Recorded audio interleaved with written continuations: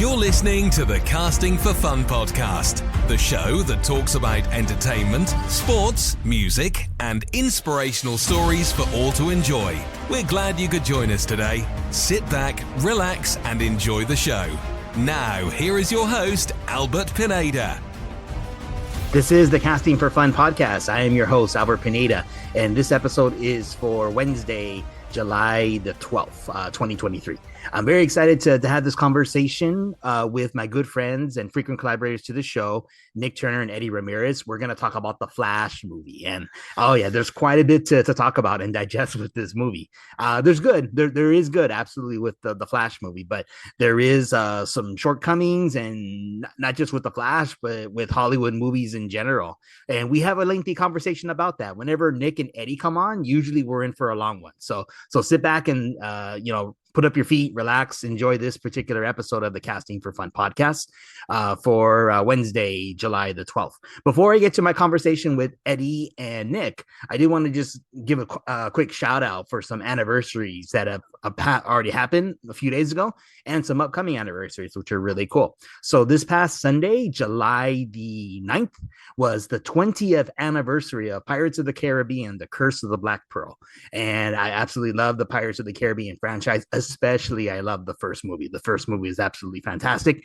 And my wife, Allison, is a huge fan. She loves the Pirates of the Caribbean movies. She loves Johnny Depp. She loves the ride at Disneyland. So for the next episode of the Casting for Fun podcast, my wife, Allison, will be joining me. And we're going to have an extensive conversation about Pirates of the Caribbean.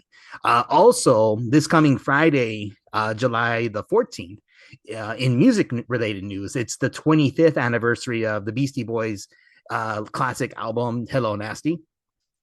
I haven't actually put down my list of like top 10 favorite albums of all time, but if I did, you can guarantee Hello Nasty would be on there. In fact, it might even break the top 5. This particular album is amazing. It's awesome. It's the best Beastie Boys album ever, and it's really awesome to celebrate its 25th anniversary coming up this coming Friday. And then lastly, I mentioned this in a previous episode, I'm planning to do an episode of the podcast talking about the George Lucas film American Graffiti, which is celebrating its 50th anniversary on August 1st. So stay tuned for that one. My good friend Nathan Wolf, who loves the movie, loves 50s music, he's going to be joining me, and that's going to be available in a few weeks as well.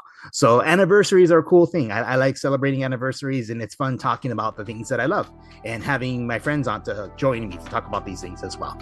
So all that being said, here is my conversation about The Flash with Eddie and Nick. And remember, this is a long one, so please enjoy.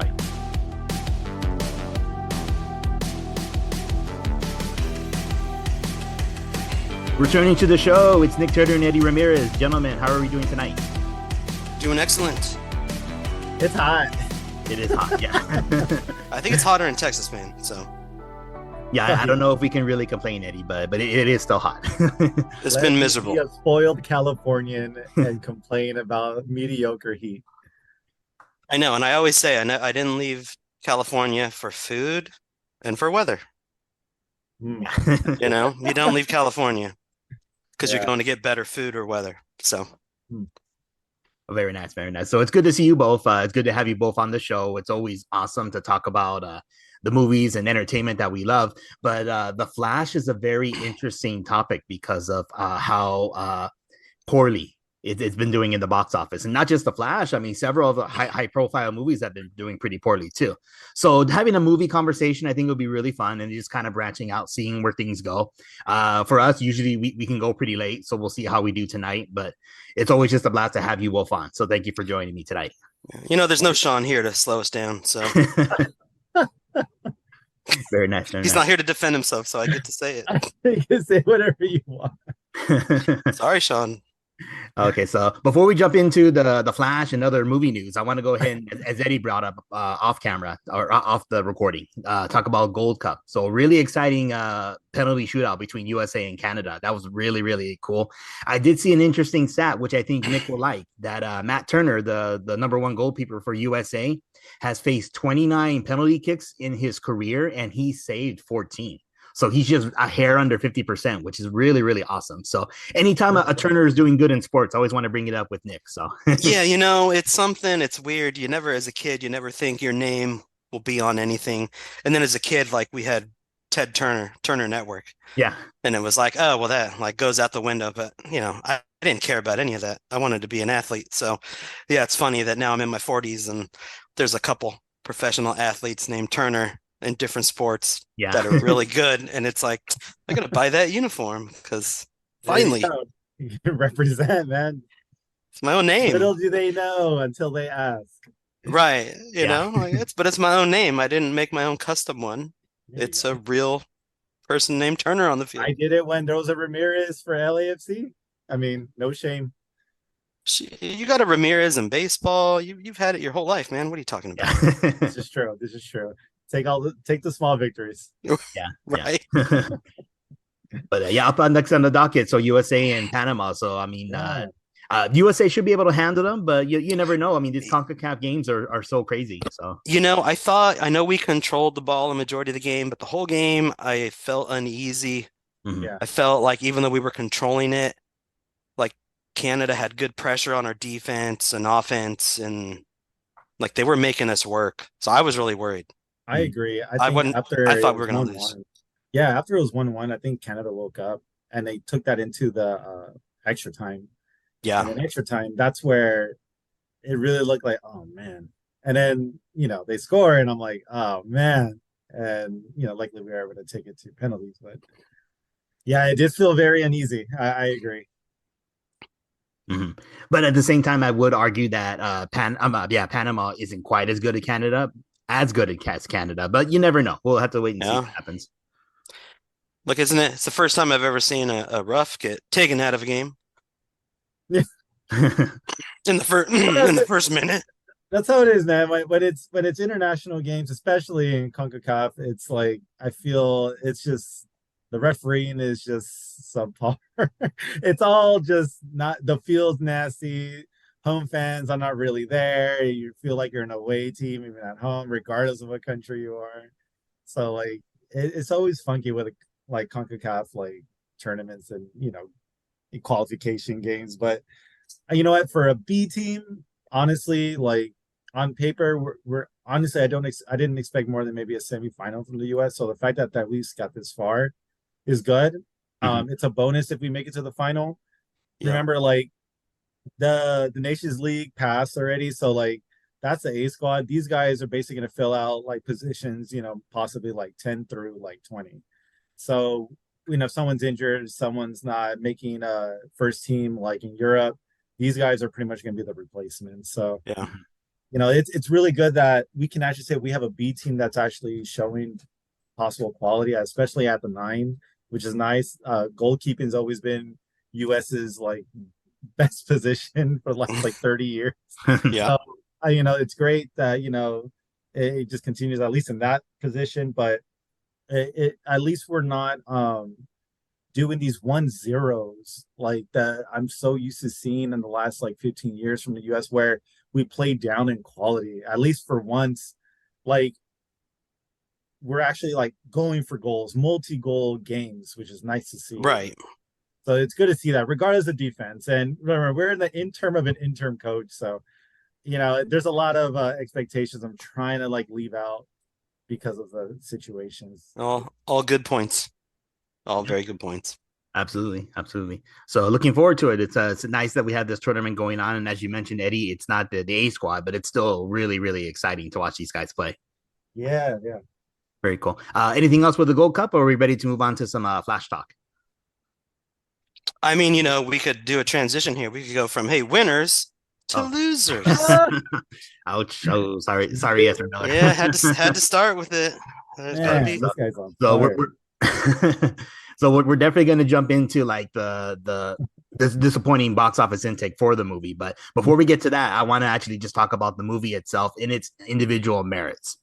Which for the most part, I actually thought the movie was entertaining and fun. Not nearly as good as maybe James Gunn kind of indicated to the press that he thought it was, but I did think it was actually still entertaining. So what did you guys think, just general, about the Flash movie, the movie we got? I'll go first this time. Usually I let Eddie go first. I thought it was okay. I thought my favorite part was Batman. I thought Ezra Miller, his character was all right. Story was okay. It was just an okay movie.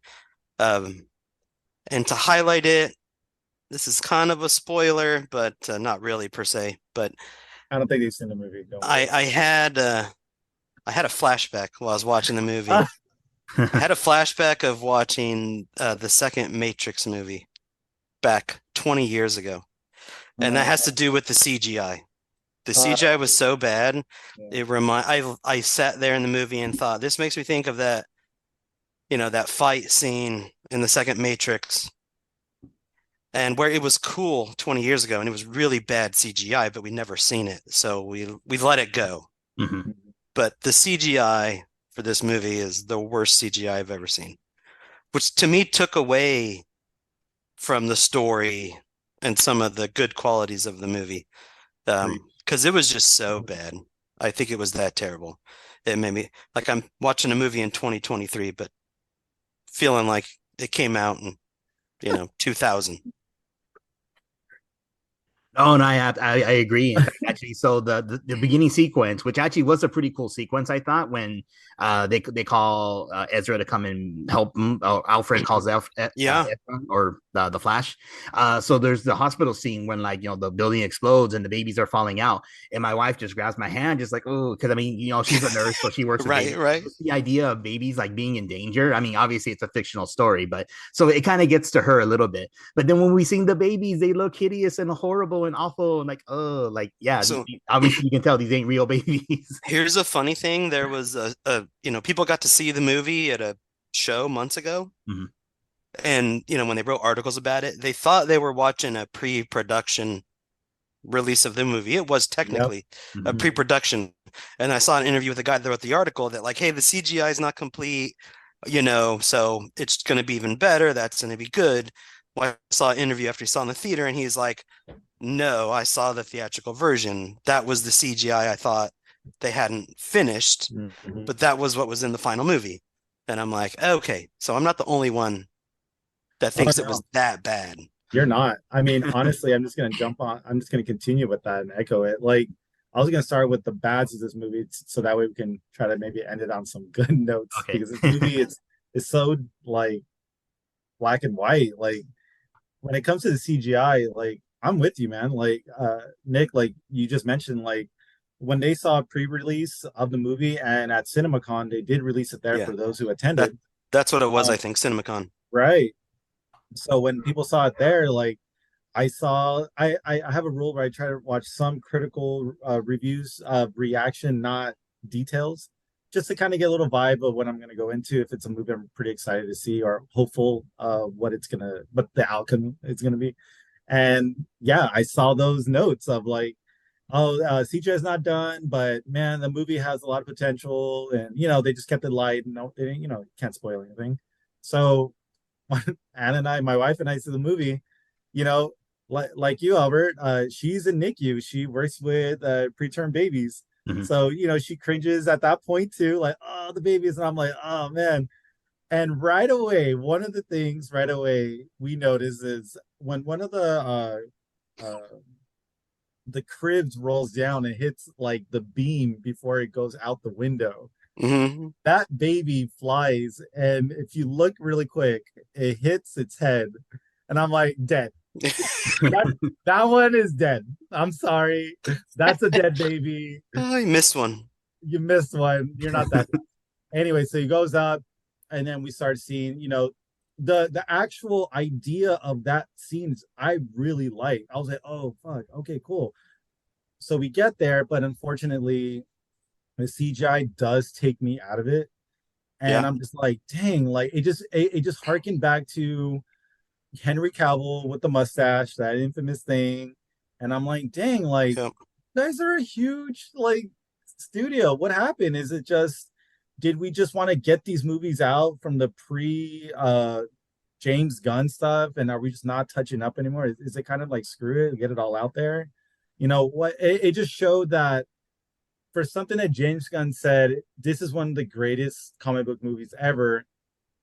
You're not you're not at least putting in that extra worth of money into the investment that you feel it's supposed to represent. And you are the president now. It wasn't your movie, but you gotta still invest in those little scenes that can remember this was supposed to trap us into the movie. And maybe for a lot of kids, 14, 15 and under, it won't matter. But for those like honestly 18 and up, like we catch these things. Like, we're in a digital era where it's like there's quality even from like the most basic TikTok videos. So like we have an expectation now that's not 1999 Jurassic Park or anything. So to your point, like that was the thing that kind of took me out of it. But there is a lot of good things in this movie. I actually do like it's not Flashpoint, it's not Injustice, but they do take a little bit of both from that, and they make the best of it. I think Supergirl was fantastic. I really like. I mean, at some point it did feel like Batman featuring the Flash. I'm not gonna lie, but Right. I mean, just seeing Keaton back, I mean, the guy can still act, regardless of the fanboy that I was geeking out at certain scenes. I'm like, oh my god, I'm back in like 1992 again. Like it just felt good to see him back in it in a character that he genuinely loves. Ezra Miller, he had really good scenes. There was just you can tell there was editing done. And we can jump on that at some point, I'm sure. Where it didn't feel like complete. Where there's moments where Ezra can get the audience caught in the emotions of the movie, but and then there's parts where they just kind of cut, and then it just breaks off into something else, and you don't get a soak up like the character development, unfortunately, especially when there's two versions of Ezra Miller's character. So it kind of sucked. Especially even the romance scene. There was not much of that. I thought she'd have a bigger role in there. She really the same like she was in Justice League and Justice League remake, Zack Snyder. So she wasn't really all that invested in it. So I'll stop it there. But there were good stuff in the movie, so maybe we'll jump on those. But the negatives, I think for sure, the CGI was a thing. You can tell, especially when they're in the oh my gosh, when he goes in time, what's it called? The Speed Force. Oh yeah. Okay. Oh, So the idea of the dial, right? Like a clock, I like that. I like the dialing of like time and like shutters of time and images. That's nice. Unfortunately, it looked like sketch work up there, man. It was so when my wife throws out the Eddie, what's going on? Like and she's not that in it like that. And for her, so for a very casual fan like her to say that, that translates to like thousands of people that saw it and will not recommend it to people because they shorthanded the movie and they did it injustice. Bam, take that. look, Sarah had the same feeling. Like, I don't know, after the first scene, which we're like, hey, there's like 3 stories of a collapse of a hospital building, but he only saved like one level. What about the other people? But like she looked at me and was like, this is stupid. Like she was kind of ready to go. And I had to be like, hey, I got to watch it because we're going to talk about it. But she wanted to leave. Oh, cringe. Like it was that bad for her. So yeah. I made her stay so I would actually be able to talk about it. Oh, okay. Well, thanks for sticking it out. The horror. I had to watch a bad movie. But I mean, as Eddie mentioned, I think there are some like bright points to the movie, some things that were cool. Mostly, I guess, like fan service things, if you want to call it that. So like, I mean, I like obviously I would agree that Keaton was fantastic as Batman. It was great seeing him again.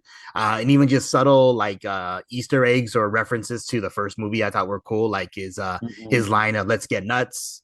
That he still has the Joker's laughing box Walkman thing that's still laughing, like Right. 30 years later. Yeah. Things like that I thought were kind of cool. So what did you guys think of, like, I guess also the movie was just filled with cameos as we're going through that whole sequence of like alternate universes like colliding with each other with all various DC characters we get to see. Did you guys like that aspect and another fan service from the movie that we got to see? I think that's why most people do like it. Mm-hmm. It's those moments because you're getting to see, as we all have said, Keaton and Batman was great, and some other Batman characters and other DC characters. Like it brought back nostalgia and emotional. I think that part was emotional for people because it took them back to their childhood. Mm-hmm. But like it could have been so much better if it would have just looked clearer. Mm-hmm. You know, the CGI was so bad. We didn't like to me, I didn't get to go as deep as I thought I should have in that connection because the CGI was so bad. Like it was worse than watching, you know, the original Superman on VHS on an old tube TV. It seemed like it was worse quality than that on the big screen. So once again, it's like you're trying to draw me in, but then the quality takes me out of it personally. Like every time I started to get drawn in, things like that would happen that took me back out and just made me go, okay, so they didn't actually care about the quality of the movie. They just threw in fan service to make people happy. And it was enough fan service. Like Keaton's Batman was enough to watch it for me. Like, because I got to see his Batman really kick some A in modern tech and fight in like a modern suit, you know, for today's technology. Like, it's funny. Batman had good, like, his CGI stuff was good. None of his stuff was bad. If you, unless you can think of something. To me, like, they really focused on Batman, Well, it gave kind him of seemed everything. that that was the main marketing ploy that they wanted to heavily promote. Yes, Michael Keaton's back in this version of our the Flash movie, which I thought was cool. What did you think, Eddie, for like I guess the fan service aspect or Easter eggs? Yeah, yeah, I'll try to remember from I guess chronological. Like obviously the ending was like the big showcase of the greatest hits ever. But like from the beginning, like going back to Wayne Manor.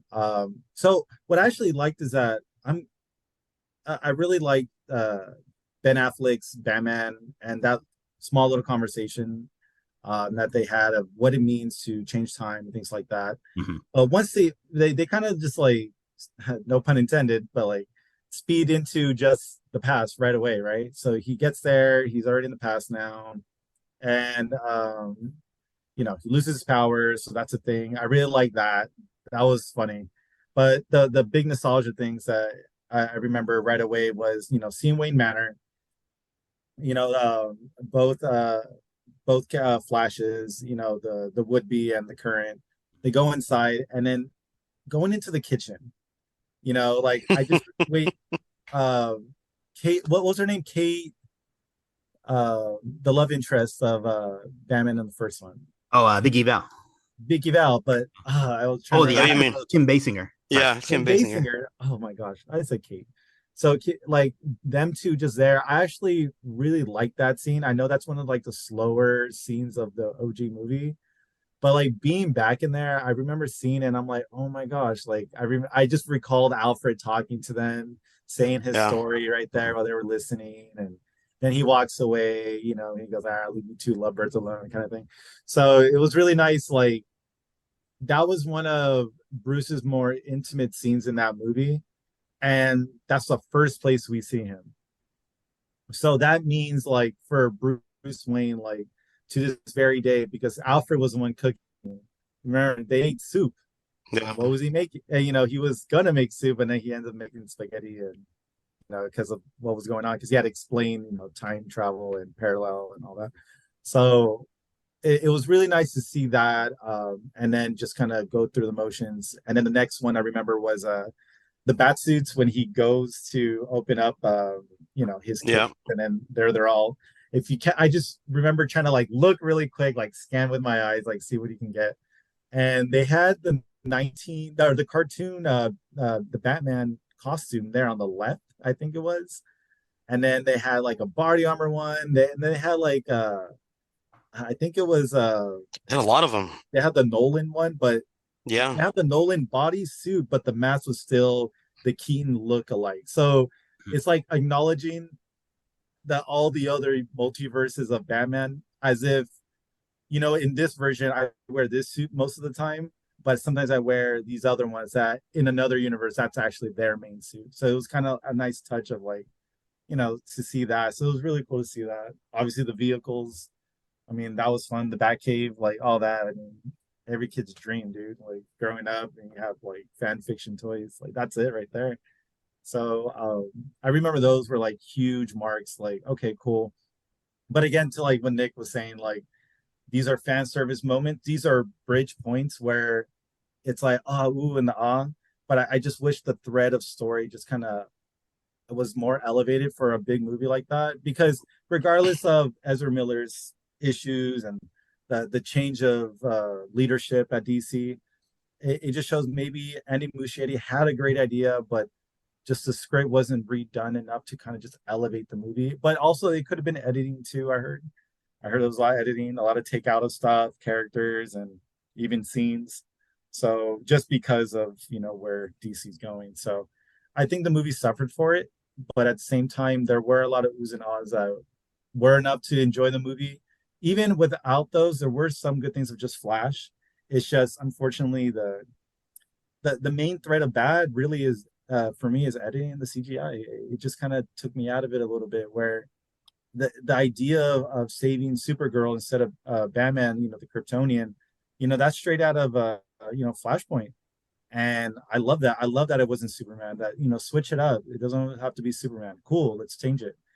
But like, dang, like we couldn't capitalize on it, and it sucks because I really like the idea of there's no metahumans because Superman never arrived or Superwoman never elevated herself to kind of give hope and stuff like that. So I really like that, and I love the relationship of her and Zod and how he still viewed her. Sorry, I'm jumping ahead, but like, there's good things, man. It's just like not executed well at all. That's the unfortunate part. I think that's the theme of this movie. It just wasn't executed well because the idea, the bags of ideas for Flashpoint or a rendition of it are so good. But yeah. Now, this movie takes place after the Justice League movie, right? Yes. Okay, so one of my critiques is like, okay, like what character development did we get with the Flash? It's his movie. And we did get some for sure. But I'm also like, well, but this is post Justice League. Like, did he not grow up at all from that experience? It seemed like what happened in the past hadn't changed him that much, or as much as I would have thought. Well, I guess it did a little bit because he was able to be a mentor to the younger version of himself, the one who just got his powers, I guess. But I see your point on Nick, yeah. But No, even though just I in do the think there's maybe a little bit of he growth. didn't question what he was doing that much.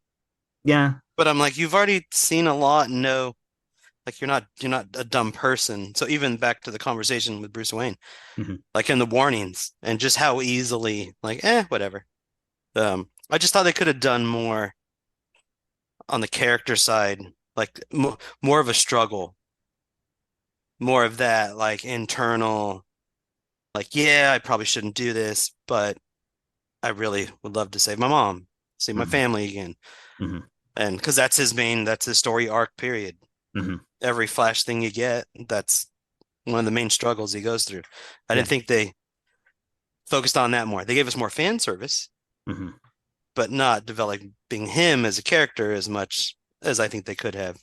Yeah, like I would say, like, so to be devil's advocate, right? So the time span of, I guess, a timeline of those movies, right? Like Justice League, Batman versus Superman. It seems like Justice League and Batman versus Superman, like those are pretty close together. It's not like they're years apart. They're more, seems like they're at most a year apart. So I think the Justice League, regardless of Zack Snyder's version or the other one, it's more of like I feel it was still very close together because the supposed scene in the beginning that we're supposed to get truly wasn't just Wonder Woman. Cyborg was supposed to be in there, and Superman was supposed to be in there.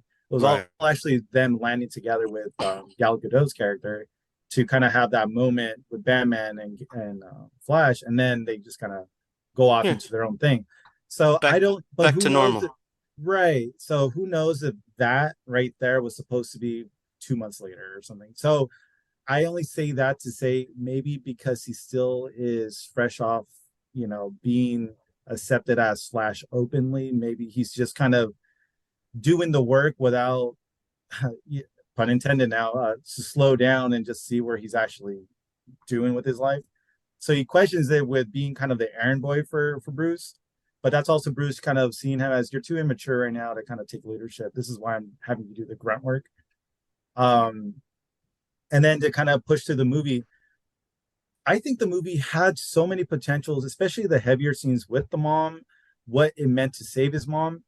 But when and this is where the editing comes in, where I would have said to you, if the editing was not hampering the movie, I would say to you, Nick, no, there actually is heavier development. But unfortunately, I can't say that, because you can tell the moment he has that conversation with Bruce about you can change or destroy everything talk, which was nice to have that, like, here's your warning sign, here's your yellow light.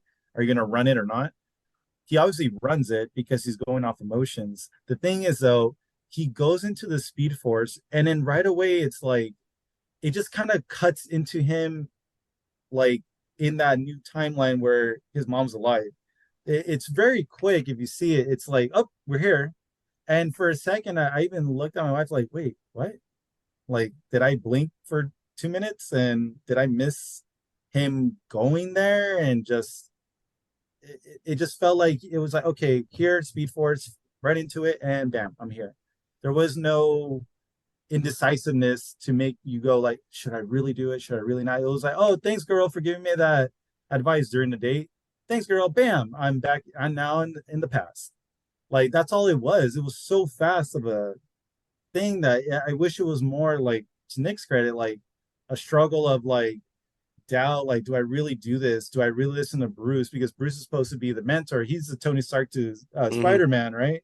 So like, that's what they're going with. Make us feel like, dude, don't do it. I mean, we know don't do it, right? Like, as the audience, but make us kind of forget that. And it would have been nice to have a couple minutes even of just that, because Ezra Miller can sell it, but they didn't give that to him, and we didn't see it. So once he's there, yeah, there's some funny stuff with, like, oh, you off to college and all that, you change your hair, sure, but unfortunately, emotionally, we're just kind of along for the ride, that we weren't emotionally invested. So by the time the heavy scenes hit, it just felt like a little too soon, little too late. Yeah. Because that ending with the mom would have been huge. Like, I could have believed it way more if there was just something 30 minutes or an hour ago to make me go, oh man, when he sees the mom later on, if he does it, it's gonna suck. Like, I never got that. I got it, and I saw the crying, and it was like, dang, that would have been nice if, and I had that if in my head. So, that's where I'm at with it. But that I think that's the overall feel of the movie. It's just the editing choppy, and the CGI, but there were good fun stuff. I don't want to be a Debbie Downer, but there are some good stuff for sure. There's good fun stuff. I just don't think it's worth talking about, because overall, like, I'm not going to recommend people really like, oh, you got to see this. I'm like, this is something you watch for free when you got time to kill and there's nothing else on. To me. What do you think, Albert? I mean, like, you've been hearing, like, Nick and I, like, kind of go through the motions of it, but it's like, what do you feel is, like, the negative and positive of the movie for you when it comes to, like, the overall feel of it? Like, did you get invested in, like, Ezra's character or any other part of it? I didn't really get as invested as much. In fact, we'll come to this later, because when we talk about the reasons why the movie didn't do as well as, I'm sure the executives thought they were going to be. I mean, I had seen Across the Spider-Verse, just before. And Across the Spider-Verse, I think, did a really excellent, phenomenal job. And as you just described, Eddie, making sure that we, the audience, are invested in Miles Morales' character and his relationship with his parents. I mean, that would be the benchmark on how to do it.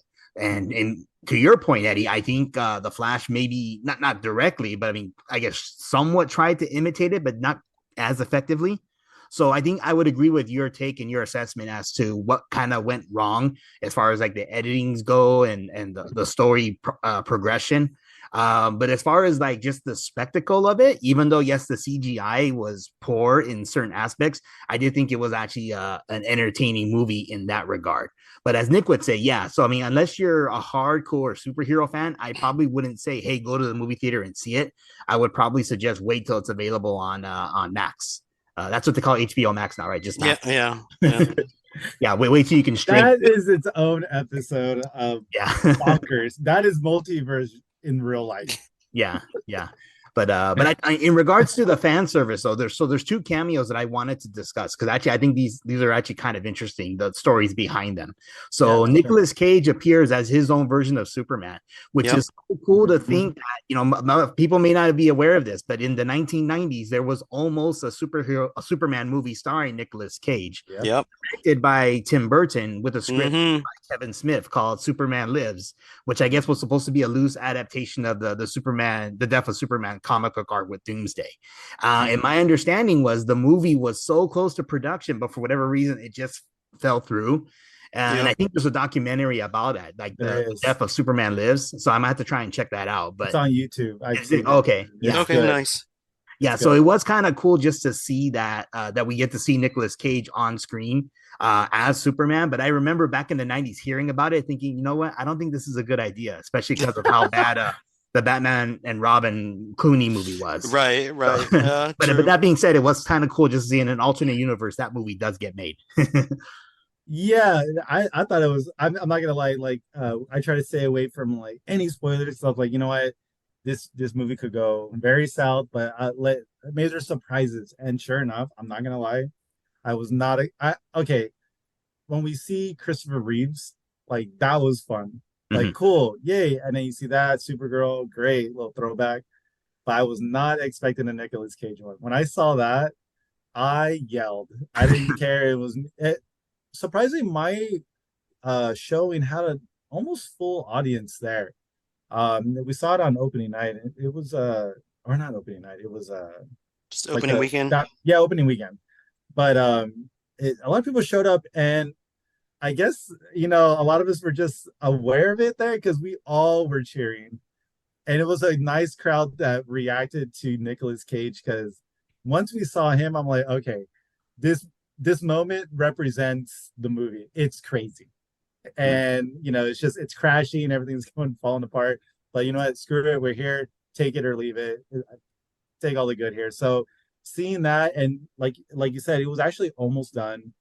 He was supposed to actually go to the remnants of Krypton in the movie, and to actually see him there finding some huge ass bug or whatever that was. You know, I mean, you know, just go there, man. Just take it there, see what happens. So that was pretty cool. You know, so it was fun. I mean, I a lot of people I was hearing behind me were like, I told you it was gonna be there. I knew it. Like, it was just cool to like kind of hear like some people trying to call it out like that. So it was a nice fun bounce back in the movie, at least toward the end, right? So it was fun seeing that. Absolutely. So one more cameo that I want to bring up, which again, this is kind of an interesting story too. It would be the very, very end with George Clooney being his version of Batman. And again, I pooped on his version in his movie many times, and I will continue to do so. But as you should. So this also involves Kevin Smith. So actually, I remember reading an online article. Apparently, Kevin Smith, you know, notable filmmaker who's worked with DC projects before. I guess he had some insider information. Apparently, he was saying that Warner Brothers had reached out to Christian Bale multiple times to try and get him to be that version of Bruce Wayne, the one at the very end with Ezra.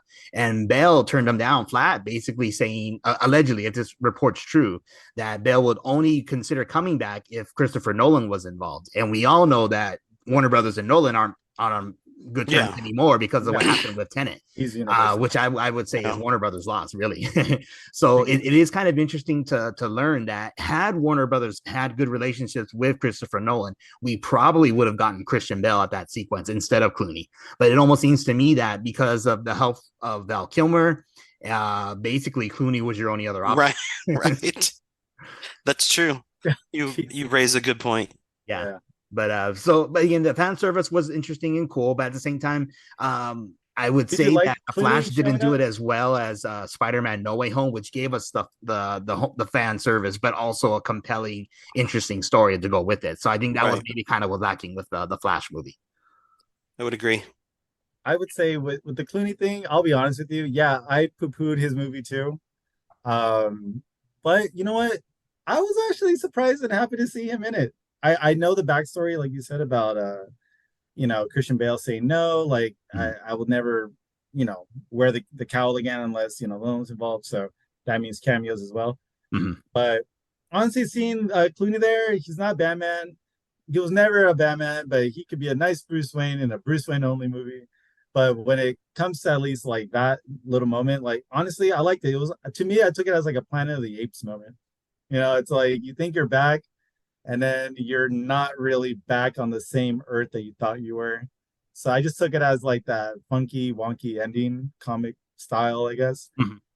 So I liked seeing him there. I'll be honest, I started laughing like, of course, man, just throw him in there and like sell it, freaking Ocean's 11 style. So it was fun. I liked it. If anything, it lets me at least think of George Clooney's Batman in a better way at the end from what it's been for almost 2 decades. So I'll take the little victories of like I remember the positive of him at the end, so I'll take that. He's doing well. He's great out. Seems like he's still a good bachelor out there with Selena Kyle. All right, here's a question. Now that it's been a while, we're talking about the old Clooney Batman movie. Mhm.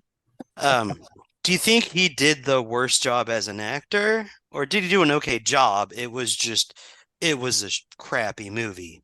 Like, who could have done that Batman where you'd have been like, wow. I don't even think of Michael Keaton in that film, who I love. I think the movie sucked, and the story and what they did with Batman, that you'd be hard pressed to find someone that's going to make that You're going hard. character in that movie. I'm just curious if you look back on it now, because I remember having this conversation with my brother when it came out. Like, Clooney did an okay job with what he was given, but what he was given was nothing.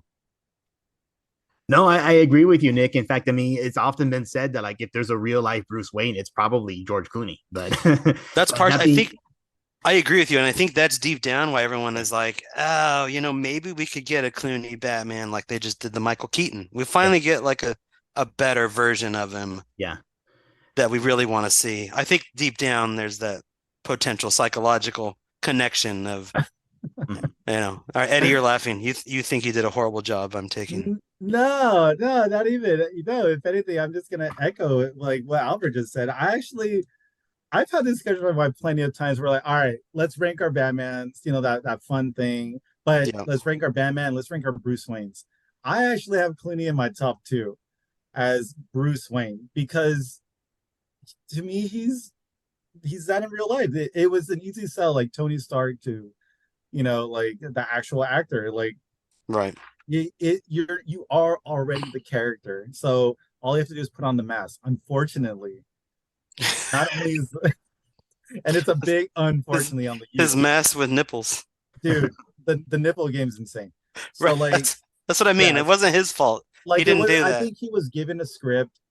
He was paid well enough, and it was still, regardless of Val Kilmer's, even the one before, with Batman Returns, like it started trending downward. But you know what? It was still a huge franchise money seller at the time. That for George Clooney, I mean, it looked like a no-brainer. Like, I can make a lot of money. I'll get a lot of exposure. Like, I'll do it. I'll give me the script. And who wouldn't have done it? Who wouldn't have done it? Who wouldn't have done it if remember at that time? It's not like we have a whole MCU. That was it. There was no other comic anything really. I think Blade was probably around that time, but that's it. So he did it, and I think it was obviously the Schumacher game. I mean, everything's colorful and rave-like, and like, remember they're 2 movies away from Burton's third movie that they rejected, and they try to allocate him to Superman, and that didn't work out. So it was just a money grab that I think George Clooney would just put it wrong time, wrong place. But I don't think I think he's the worst Batman. I can say that with confidence. Gotcha. But that's not because of his acting, but because of what the movie was with Batman. Like, I mean, it was horrible. I mean, no one could deny how horrible that is. I mean, the Ice Age, like, come on. I was just thinking that. Come on, man. And then Bane, a grunt, dude. He's an ogre, not even Bane. Like, so the whole thing is just, bad. But when it comes to George Clooney, the Bruce Wayne, I actually have him top 2. I think he's great. I think that's all I'm saying. That's why I think I cheered for him, because it was like, yes, they gave me a good Bruce Wayne at the end, but if he hadn't showed up as Batman, I would have cringed. I would have been like, oh my God. What are they gonna do with this at the end of the movie? But they didn't. They kept the good grace, and they sent him off to the sunset so he can hang his cowl on that. Mm-hmm. What I do like about the whole thing with Schumacher, I mean, he since passed away, but he did apologize, so that was kind of cool. That he went on YouTube and actually there's videos of him showing, "Hey, I'm really sorry. It wasn't my intention to make a bad Batman movie." So, if only modern producers and people would feel the same way. We need Ryan Johnson to apologize too. So, I don't think we'll ever get an apology from that guy. No, he ruined my okay. So let's not go there. Yeah, it's not a Star Wars thing. Okay. Well, let's go ahead and jump into the flashes. I mean, the elephant in the room is how come it's doing so poorly in the box office. I mean, there's so many reasons people are throwing out. My thoughts is that it's probably a combination of several reasons. But is there anything that stands out to you guys particularly as to why the Flash movie is doing so poorly in the box office? I got a few, but Nick, I don't know if you want to jump on this one. All right, I'll go first. I'm going to go first a lot tonight. I think in the industry, Hollywood is on a downward spiral. Let's go back. I mean, the MCU movies haven't been good. Lucasfilm hasn't been good. Indiana Jones, not good, not doing well. Nothing's doing well. Like Hollywood stopped listening to consumers. To me, they're pushing propaganda issues they care about. And we have a down economy, and so now people are being pickier with their money. And it's like, no, you're trying to push stuff on my kids or whatever, whether it's true or not, people think it. And like I said, I didn't even necessarily care to go see the movie, but I knew we were going to talk about it. I was excited for Batman, so I wanted to go see it for that reason, but that was it, not because of the Flash. And I feel that way with everything coming out right now. Yet I just saw Sound of Freedom, and that was an amazing movie. You should see. Very emotional and like an older type Hollywood movie. Oppenheimer that's coming out. I'm super excited to see that. I'm excited for that one too. Mm-hmm. I saw an interview where Downey Jr. said like, "Hey, we're trying to bring back cinema. Like we're really trying to bring back what the cinema was in this movie." And I think Hollywood, they just got greedy. Like Disney kind of took control. They could do no wrong until they did nothing but wrong and haven't course corrected. And we're still going to continue to see 2 or 3 years of kind of bad stuff from lots of places until they'll make the changes now, hopefully, but it'll take 2-3 years for those changes to take effect and get us more just classical Hollywood movies with just good stories and character development and less propaganda and stuff. I have a much like an hour-long answer to that, but that's my short answer. Mm-hmm. Because if you go on YouTube, you see everyone talking about those things. Like they're not caring about story. And when people critique movies, they just call them names. They're not actually listening. And so we can all see this. I could see this coming. I still see it coming. The MCU movies are still going to be bad. Lucasfilm stuff's still going to not be that great. So why would we get anything that good except on a rare occasion of Sound of Freedom and Oppenheimer? And so. Yeah, I mean, I'll jump on that a little bit when it comes to the tone of movies lately has been, and I think I think studios need to understand that, we as an audience in general, right? General audience is smarter than what they think in terms of like our expectations, what we expect from a movie. When it comes to, yes, character development, tone of the movie, delivery, things like that. Like, I'm gonna bring up 2 movies. I'm gonna bring up Black Adam, and then I'm gonna bring up Joker. So Joker and Black Adam, right? So one of the things I refuse to accept is that it's saturated market of like comic book movies. There's a lot of them. No, it's not that, because Black Adam came out with one of the biggest actors in Hollywood, where you can make a lot of money with this guy, Dwayne Johnson, and he's a big seller. Unfortunately, it's the movie. It wasn't the movie just didn't seem cohesive. I mean, we you can go about like how the story would just felt like very like shorthanded and superficial to that one kid, which is annoying everybody that I know, including me. And the Flash felt like that. So it wasn't like these movies didn't have the budget, didn't have the resources to be good. Unfortunately, they didn't give a good story. All the explosions, all the graphics can be done. You have the actors' names, but the story at the end of the day is what gets people back to talk about it, to come back the next week. Whereas the Joker, you can remove the Joker from the title, and it could just be a guy with schizophrenia or a guy with psychosocial issues, and that is a Yeah. freaking Oscar movie on its own merit. You just put the Joker in front of it to add a little extra to just draw more people to watch that. Yeah, I mean, look at the results of that $1 billion for a movie that was supposed to be filmed as if it was an independent film. And look at it now. Now it's getting a part 2. I actually have high hopes for it. We'll see what happens, right? But The Flash wasn't treated like that. It had almost $300 million of money resources, not counting marketing, and it barely crossed $100 million in 3 weeks or almost a month. That Yeah. is one of the worst flops ever. Not even like comic, but ever. So it just shows, and this is, again, jumping off what Nick was saying, is that it's not about saturated comic book movies. It's about quality in terms of story. You don't have to make everything multiverse, and if it is, okay, but the main story should revolve around the main character at the end of the day. Like, why, like Miles Morales, right? That is a comic book movie, and it's animation, and it's an offshoot of the traditional Spider-Man character, just another rendition from New Age comics.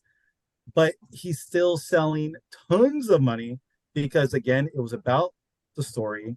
And even though they had Gwen in it, they had a shoot ton of Spider-Man in it.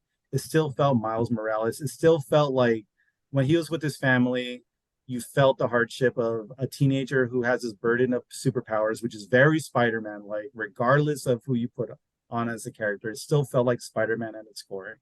And it felt so relatable that when you go through that journey with Miles, it's like you feel that you get his struggles, you get the motivations, you get why he shouldn't be Spider-Man or why he should be the exception to the 42 Spider-Man bite. And in The Flash, you just don't get any of that. The editing just, what you could tell, like, just ruined that scene at the end at the grocery store with the mom where he reverses time and takes out that jar, and then that's it, right? It kind of resets everything, sort of, because at the end he talks to Clooney. But at the same time, it's like that The Flash, Black Adam, and for sure it's going to be Blue Beetle and Aquaman to close out the old DC. They're all going to go through it. They're going to go through this because also at the same time, people have now lost faith in these movies because of the trend. Marvel wins when DC wins. DC wins when Marvel wins. Yeah. They're both losing. And then to jump on Lucasfilm because it's basically 80% the same audience, that's not helping either. So when all three of those that's catching the space opera magic and everyone's losing, it's not translating to good box office right now. That's why I think everyone was just so relieved when Guardians was pretty good. When so relieved, like, okay, like Spider-Man's good, thank God. At least we got some good comic movies finally. It's sad to say that I almost have to tiptoe into these comic book movies now in the last 3 years. I feel like when Thanos snapped Endgame, like, Yeah, he also that was snapped it. away all was the it. goodness of what's going to happen in the next 5 years. I'm sure COVID had something to do with it, where people just feel uncomfortable to go out. They'd rather stream at home. I'm sure that's something, maybe 2, 3, No, 5%, I disagree. but it's not the whole thing. The- But I think it's like again, like 2, 3, 4% of 100% of why people may not be going. But for sure I would put what we just talked about, like what you said, Nick, what I said. I think that's like the driving force of why people aren't going, is that they're not recognizing that we don't want mediocre storytelling anymore. That comic book movies are so mainstream now, they are supposed to transcend different genres, as they should, regardless of what it is.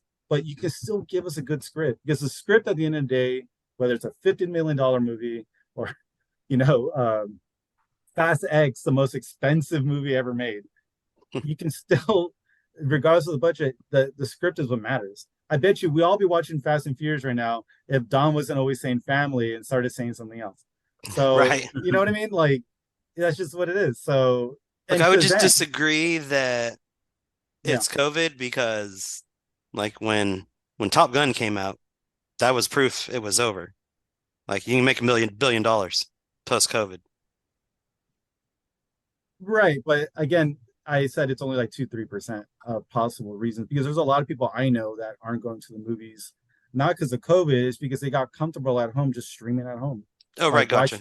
you know what I mean? Like, what COVID, what I guess I should expand on that. It's not COVID being the reason. It's more of, for 2 years, people got comfortable just being at home. I mean, when they did same day release of all these Warner Brothers movies, like Christopher Nolan's, Vu's movie with Dune, like all that, Yeah. these big money that should have deservedly sold money at theaters. Unfortunately, I was one of those that went, well, I may just watch that at home the same day. Why am I going to spend $40? You know, Right. like for me and someone else. True. Like, you know?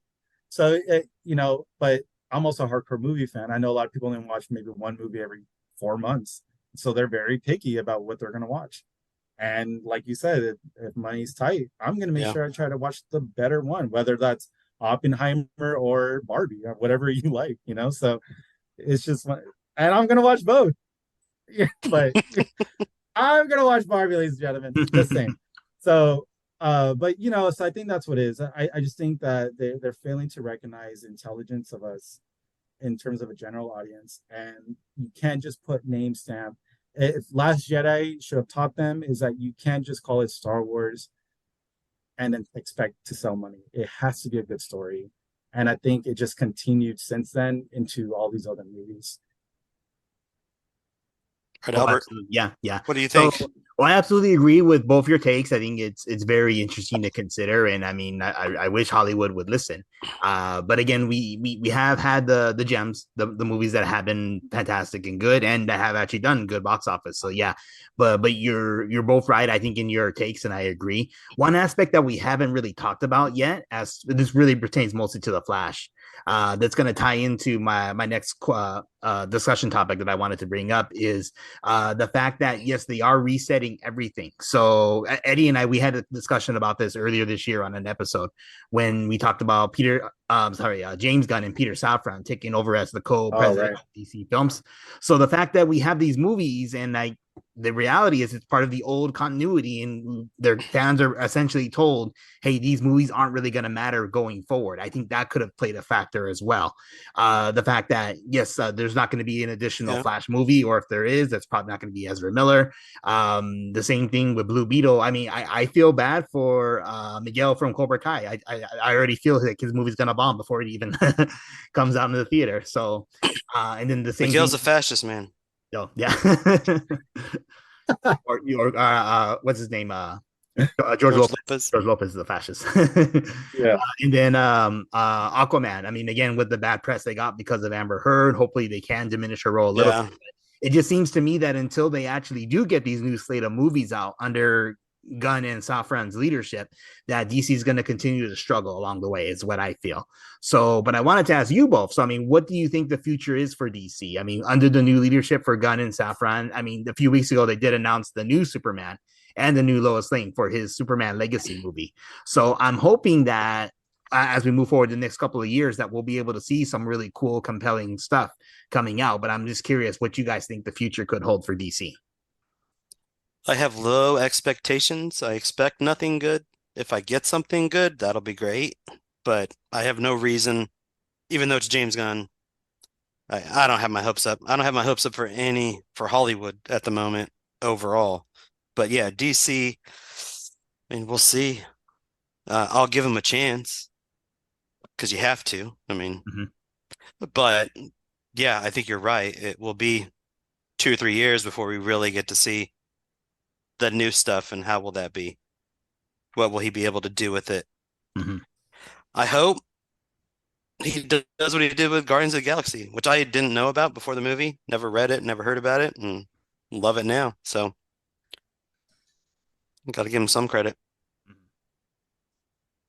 Yeah, I think pretty much like what you just said, like James Gunn and Safran, I think why they picked two is because Safran's more of the business guy, where if the creative mind of Gunn at least can have that control in terms of like just kind of guiding the next thread of movies and guiding how it's supposed to go.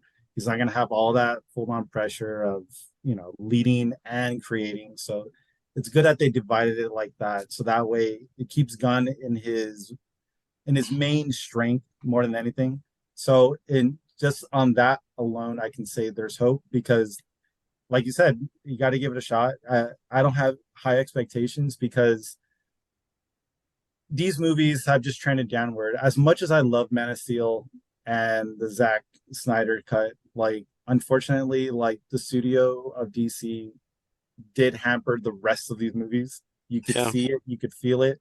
I'll ignore like all the like Marvel stuff, but just straight DC. Unfortunately, it's just been downward. As much as like as a DC fanboy that grew up being like loving these characters, I hope every movie that I go to is always good. But I had to temper those expectations. Obviously, after Justice League, the theatrical version, that from then on, I realized, okay, as much as I thought it was going to happen one way, it's not. So whatever. Zack Snyder's cut was a gem of a big thank you. Hmm. But that was us, rooting for that and fighting for that kind of thing. So I don't expect that going forward. But now the smart thing is that they're giving time in between. They didn't stop production on the Joker. They didn't stop production on the Batman movie that's coming out and the Penguin movie or show that's coming out. So that's good. Those would be our little appetizers, knowing that they're not connected in any way except the Penguin to the Batman stuff. It's just its own thing that we could just enjoy as offshoots, which is nice sometimes. Nothing always has to connect. It can just be a good movie and that's it. So it'll be nice to have that before the new DC stuff comes out. And it's good to have that space. Like we're gonna need like a taste cleanser right now, like we want to just forget DC, and I think they want us to forget about it. Like, hey, forget about all that stuff you just saw. Here's Superman Legacy 2 years later. I think it's been far enough now, but we can just go into it. The trailer, hope obviously needs to sell, but I think they're not going to make as much money in Superman, the first one, but it doesn't matter as long as it's a good movie. It doesn't matter how much it sells. If it's a good movie and the Superman and the Lex Luthor relationship clicks, the Lois Lane Clark clicks, then we're good because that trio right there is the Superman legacy. Like those three have to click. They have to make sense. So if that happens in that movie, I think from then on, you can start having a little bit more faith. Like, okay, we got one, right? First quarter, first goal, cool. Let's keep pushing. The game's not over yet. But until then, just palate cleanse this last bit of the year, and then next year we'll get the Joker and I think the Penguin show. So that'll be a nice little just let's forget about everything. So we'll see. I mean, the ideas of Gods and Monsters, I really like. I like that it's different. I'm glad that it's not the here. Let's just make a Superman. Now we're gonna make Wonder Woman. Now we're gonna make Green Lantern. No, it's going off into things like deep cut stuff that James Gunn did with Guardians, and we're gonna like or not like some of these characters for whatever reason, but at least we're gonna get new stuff that at least we can't judge this DC directly to the one that's coming up because they're gonna be different characters for the most part. I mean, we may even get Justice League Dark at some point. The way it looks, we may actually get that stuff. These are things I never thought I'd actually see. So I think the potential's there, but I think the sentiment is I'm with you guys. It's lower expectations, but I won't rule out a win because a fighter's chance, all you need is one punch. So let's just see what happens with Legacy. Mhm. One thing I would say is my understanding or my take with James Gunn is that he does know the source material very well. So like you had mentioned, Eddie, doing something like, Justice League Dark or just going really deep cut stuff like he did with the Guardians of the Galaxy from Marvel. I think he's capable, but at the same time, I mean, just temper your expectations, I guess would be the best way of doing it. Mm-hmm. Because a lot of these movies I go into really, really excited and come out pretty disappointed. But there have been some pleasant surprises, which have been really, really cool. And in movies that I expected to do good, and sure enough, they did. So we'll have to just wait and see what the future holds. For those, again, for The Flash, for those who are interested in streaming it, I mean, you'll probably be able to do so very soon. I imagine so. Yeah, in fact, actually, the Transformers movie is going to be available tomorrow. Yeah. And I'm kind of bummed about that. I didn't see it myself. I don't know if you guys saw the new Transformers movie. No. The Beast? No. Okay. No. So one thing that got I spoiled. vowed to never watch one again after that Dark Moon one, which I was forced to watch 3 times. 3? Because of family. Oh. So obviously the first one was a spectacle. Yeah, awesome, cool. Going to the second one, I left like it's over. It's gonna keep getting worse. I got my fix with the first one. My childhood is set on that. I will not relive my childhood anymore. Unfortunately, that 3-hour debacle, I had to invest 9 hours of that.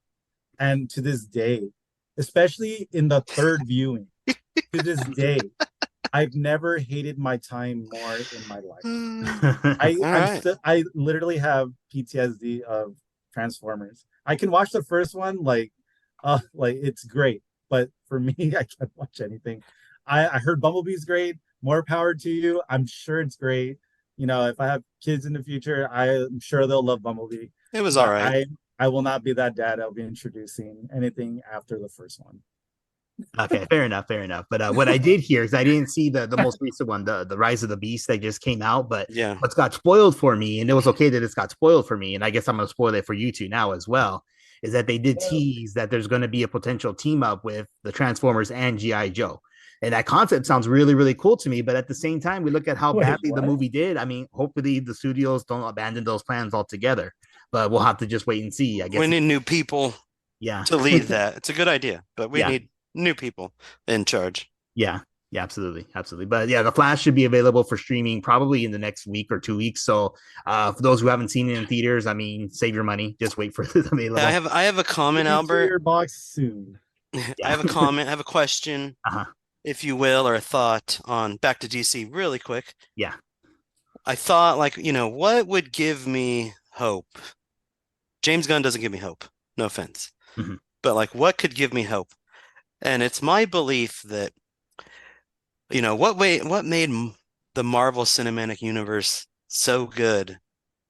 And I realized, it was good. I liked all of them from the beginning, but it really got good when the Russo brothers did the Winter Soldier.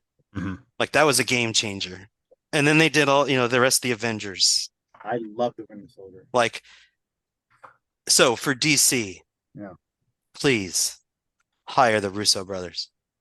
They understand characters. They get fans.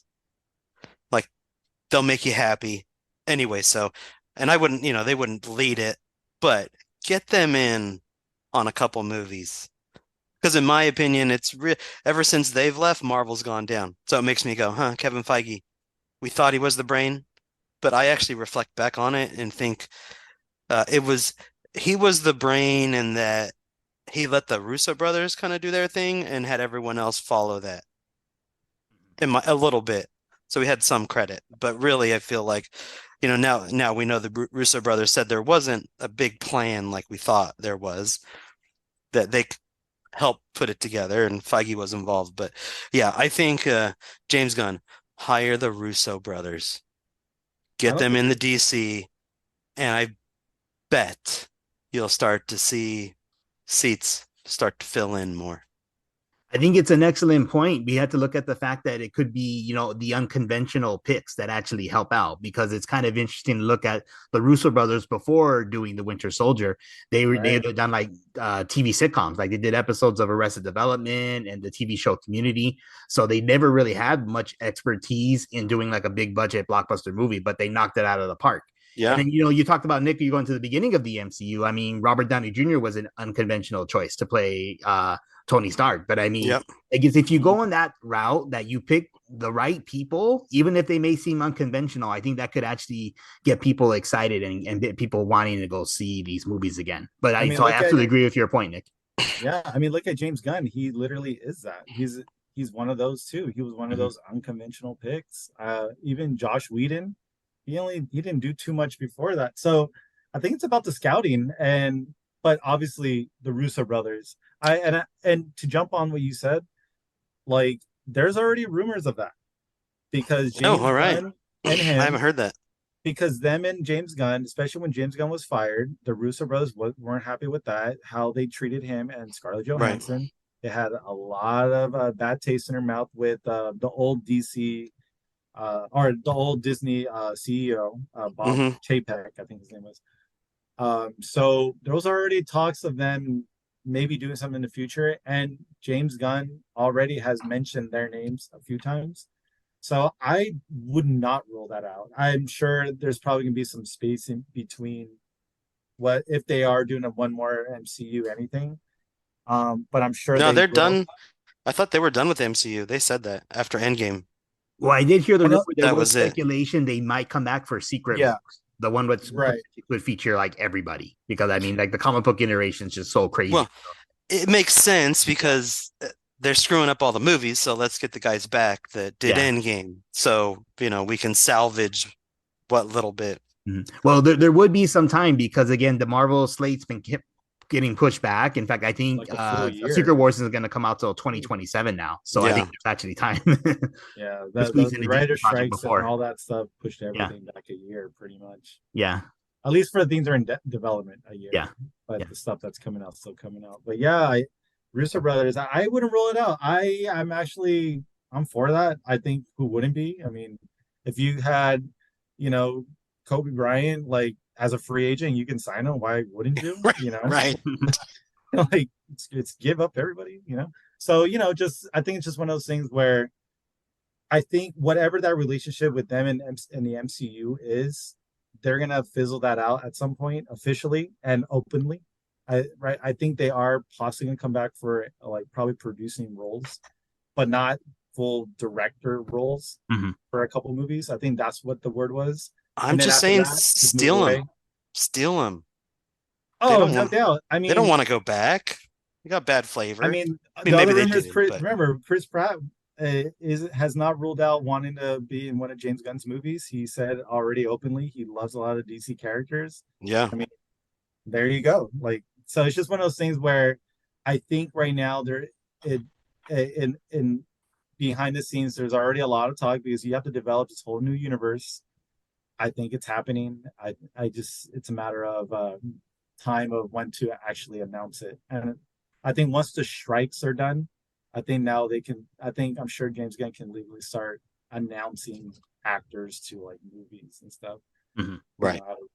So we'll see. I think the next year's Comic-Con legit is going to be a big one because this year's no one's going.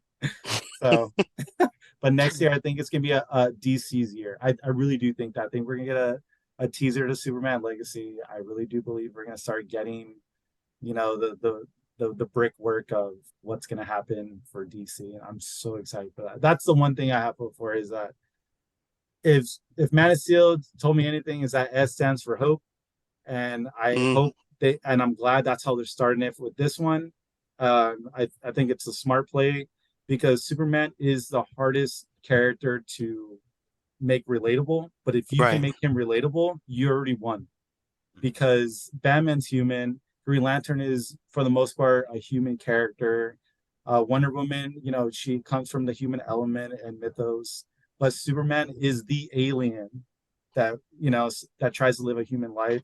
And if you can make him more human than humans are on Earth, I mean, that's awesome to me. So I think if you could do it with Man of Steel, you could do it with Superman Legacy. That's how I can picture it. Hope, man. Luke told me hope. I agree. Yeah, absolutely agree. Hey, by the way, I was going to say, Albert, hiring unconventional people can also backfire. Ruin Johnson. No, that's true. That's good. Ruin Johnson, no. I mean, what they probably should have done is, hey, I mean, arrogance he blinds directed you. a Breaking Bad episode. Oh, awesome. Oh, we directed the Fly episode. Oh no, maybe we shouldn't get him. There you go. There you go. Arrogance Yeah. blinds you, Johnson. Oh, very cool. Well, Nick, Eddie, thank you so much for joining me tonight. That was all the talking points I had. So unless you guys had anything else to bring up, I think we're good to go ahead and wrap up. I have one thing I heard yesterday. All right, Albert, since we're kind of talking about Hollywood in general, Mhm. what happened to comedies? We kind of talked about this before, like last year, huh? Just that everything's kind of more PC, that it's not really as funny. In fact, I mean, like in my age now and my stage of life, I don't necessarily go to like the rated R comedies anymore. But not that I ever did. Oh, sorry, I'm recording. But No, there were PG-13 comedies. Oh yeah, that's right. We grew up. That's more what I'm talking about. Like the more PG-13 ones, because then teenagers can see them. But no, I heard Adam Devine was on the Theo Von podcast because he has a new comedy coming out, and they were just talking about how Hollywood is, how broken it is, like how hard it is to just do comedies when you used to get comedies and they wouldn't all be rated RPG, just that category. Like every month you had a comedy coming out that, throughout the whole year, and just how now it's like every couple months, if you're lucky. Yeah. Anyway, so my point with that is just like Hollywood's really got to pull its head out of its rear end and start being Hollywood again. Make art, make people laugh, make people feel emotion, all of them. So I would say, sorry, go ahead, Eddie. Go ahead. I apologize. When it comes to comedies, there was two that did come out recently. Have you guys had a chance? Maybe on your own time, if you haven't. There's two. Joyride is a comedy that just came out. I've actually been, because I, like you guys, I miss raunchy comedy. I think the last comedy I saw where I laughed my ass off was Girls Trip. I think that one like had me laughing like crazy. But other than that, The Blackening, it's just a group of pretty much Black Americans that are out, and the subtitle of it is I won't be the first to die. So they're going at that's funny. They're going. That's funny. That's the whole point, and it's supposed to be a horror comedy, but hitting all the cliches of that. So that was one where I didn't get to see in theaters, but we're waiting for it to pop up on streaming, and we're gonna watch that. That was one. If you haven't seen the trailer, I actually laughed my ass off on the trailer. I wish they promoted it more. I felt that movie could have been a movie that deserved to get an audience to watch it, but they didn't. They were promoting, bigger set movies. So yeah. And then Joyride, I seen a trailer of that one recently. When I saw The Flash, that one popped up in my showing, and it looked pretty good. So I don't know. I'll probably give that a shot. But I've actually heard that's pretty good. Actually, I haven't seen it yet, but I've heard it's pretty good. For the sake of the conversation, those are two. One I didn't get to see, but The Blackening, I think that's one that's going to be hilarious because, come on, every cliche is the black person dies first in the old school movies. So they're calling it out. They're going at it, for what it is. Kudos there. I'm glad it's that. So I'm glad they're going at that one. And then the Joyride, I heard it was actually a pretty good one. So hopefully I get a chance to catch that one the next week or so. So those are just two comedies out there. Maybe give those a shot, and maybe there's just some little diamond there. Very cool. I just miss the good old days when there were many more. Yeah. I mean, yes, of course. I mean, Scary Movie still has a place in my heart. Very nice, man. Very nice. Just the recommendations that I would make, and I mean, Nick and I will know this from going back to our growing up together. Like Adam Sandler was one of our favorites, and it's true that in recent years, his theatrical movies have been pretty horrible, but his Netflix ones have actually been pretty good. Like Murder Mystery 1, Murder Mystery 2 with Jennifer Aniston. And then he did a Hubie Halloween, a Halloween one with Julie Bowen, his co-star from Happy Gilmore. So the Netflix Adam Sandler movies are actually surprisingly funny and good. But you're right in the sense that they weren't released in theaters; they were straight to streaming. Yeah. So as far as like the really funny, like, hey, let's go see this new comedy's coming out, because the comedy could come out anytime, and we can any time of the year, and then we would go see it and have fun. But yeah, I guess that sense of fun isn't really there anymore, right? Like Albert, like our leaders, like they used to watch Adam Sandler movies with us and Austin Powers. And so I'm kind of like, okay, I'm a grown up now. Yeah. But like, where's the comedies for the teenagers that we all grew up on? Hmm.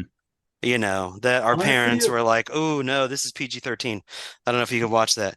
no, I would even say like think of like the best casts from SNL, right? I mean, we can talk from early 90s, mid 90s, whatever genre of SNL you started liking of those actors. They Look did who came out movies. of look who came out of those. Like a lot of big hitters, So if I just look at I look at SNL and shows like that as kind of like AAA to baseball, where it's like you have these feeder teams to the MLB, right?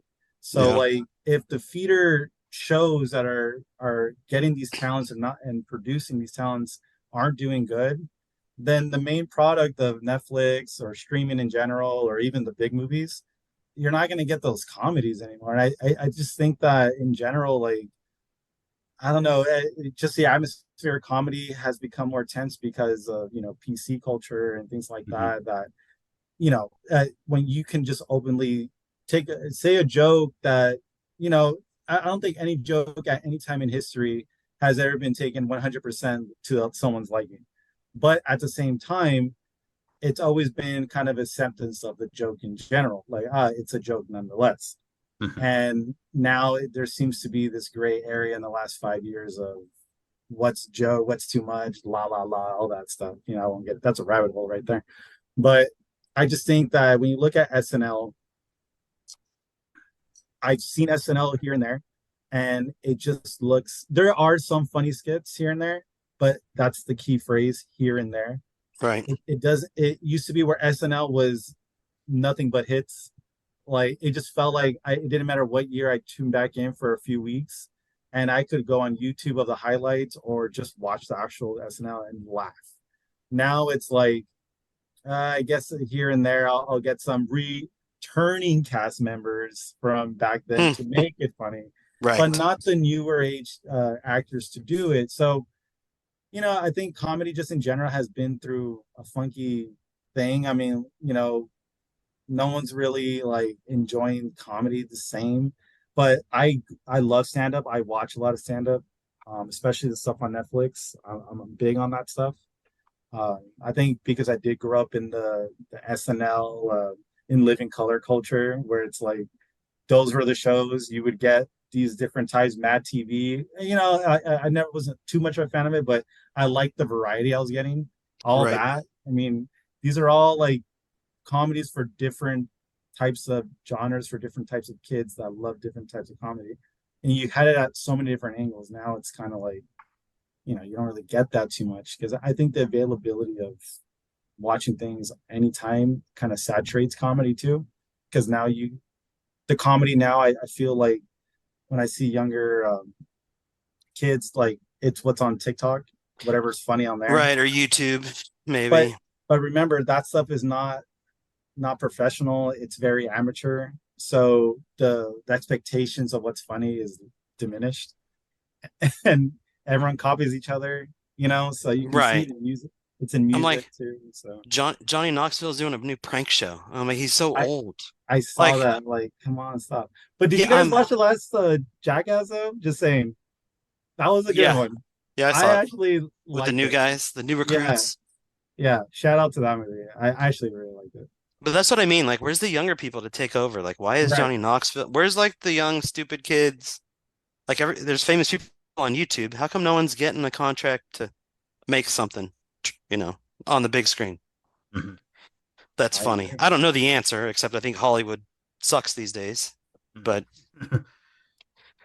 yeah, I was just curious, Albert. I wanted to bring that up really quick since we're kind of talking Hollywood. No, it's an interesting conversation Yeah. topic. If any of the listeners have suggestions or ideas, I mean, please feel free to reach out. But yeah, you're right. I absolutely agree with that assessment.